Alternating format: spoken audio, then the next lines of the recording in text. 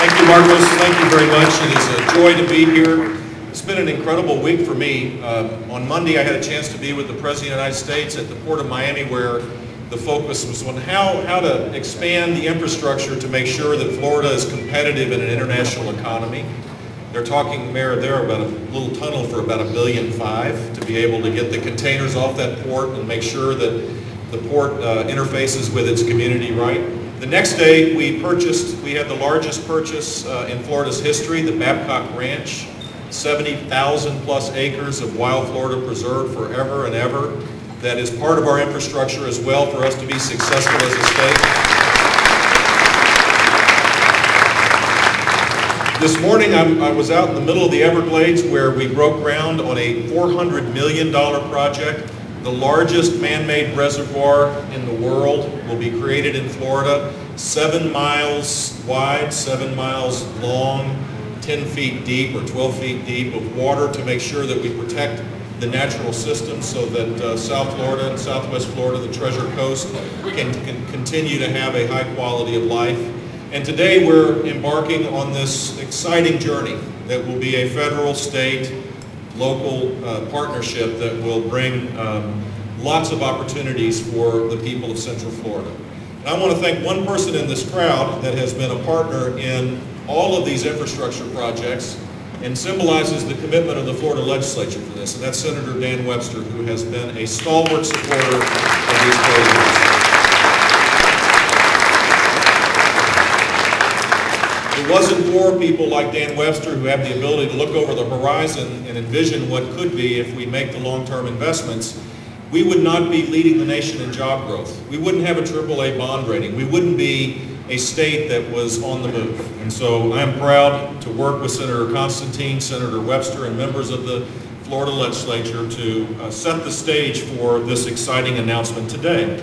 In partnership with CSX, Florida will invest $318 million to improve the infrastructure and expand capacity on existing train tracks, including $198 million for projects on the rail line between Baldwin and Plant City, referred to as the S-Line, $59 million to build five road overpasses in Alachua, Sumter, and Marion counties on this line, $52 million for projects on other CSX rail lines around the state, and $9 million to build access roads to the new integrated logistics center that is going to be built after DRI approval, Michael, which will be the mother of all rail yards. If you like railroads and trains, this will be an exciting place to visit because it will be an incredible logistics center for our state that will be built by CSX. And these improvements will enhance the safety and mobility of both goods and people. A better rail line through the center of the state will allow freight to avoid the highly populated region around Orlando, moving quicker and more efficiently than today. To give you an example of that, I had the opportunity to visit with the guy that runs Tropicana, the division of PepsiCo that is a pretty good customer of CSX, as I understand it. All of the fresh juice that is produced in Bradenton goes, or most of it at least, goes by tanker on CSX rail up to the Northeast, where it is consumed with great joy by our Yankee friends.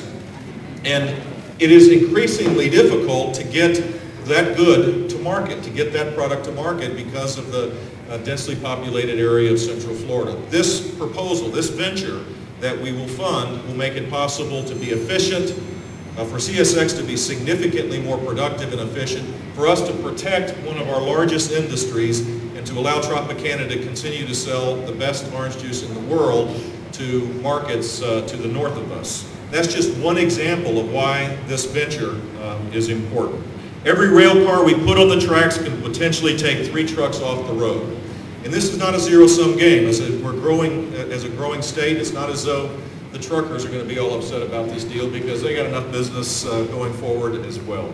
To bring commuter rail to Central Florida, the state and local partners will spend $150 million to purchase 61 miles of rail line, valuable, important rail line for the future of this community, from DeLand in Volusia County to Ponciana in Osceola County, and $23 million to relocate the operations of from Taft Yard in Orlando to the new operations center in Polk County.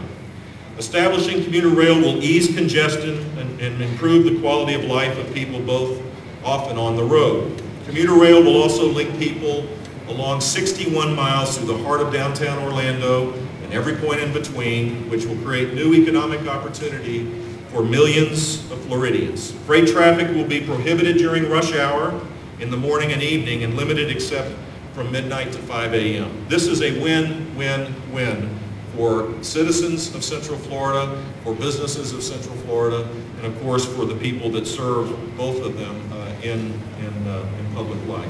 Our goal is to establish commuter rail services in 3 phases in time to relieve what will clearly be increased congestion caused by major reconstruction of I-4.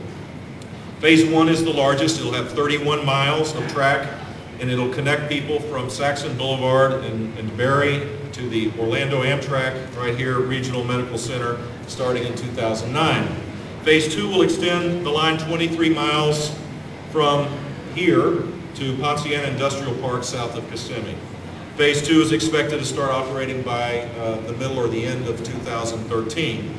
The final phase will extend the line 7 miles from DeBerry to land their Amtrak station there. The next step is finalizing the partnership, and I appreciate the work that has already been done by the county governments, city governments. There is a broad consensus, there's a clear vision in this community about the need to put aside parochial differences and to invest in the region's future. In fact, this regional approach that exists in Central Florida is a model for the rest of the state. I applaud all of you for working hard to create that shared vision.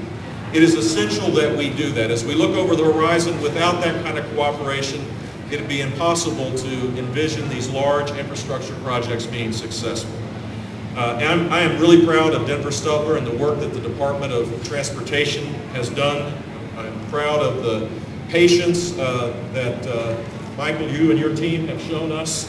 And I'm particularly proud that we have broad federal support as well. Congressman Brown, thank you for your leadership. And of course, Congressman Micah, we rode on your beautiful train, very pretty.